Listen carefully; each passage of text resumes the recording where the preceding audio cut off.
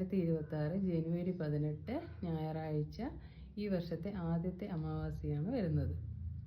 ഈ ദിവസം ചെയ്യേണ്ടുന്ന പിതൃക്കളുടെ പ്രീതിക്കായി ചെയ്യേണ്ടുന്ന ഒരു പരിഹാര മാർഗമാണ് പറയുന്നത്.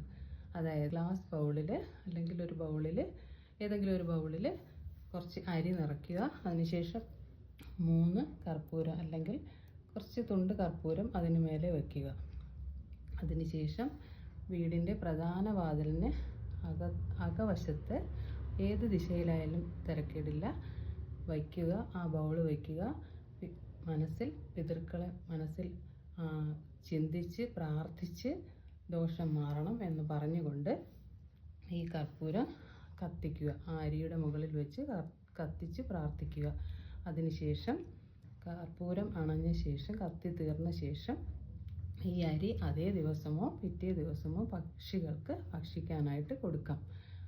അത് ചെയ്യുന്നത് വഴി നിങ്ങളുടെ പിതൃക്കളുടെ പ്രീതിയും അനുഗ്രഹവും നിങ്ങൾക്ക് ലഭിക്കുന്നതാണ്.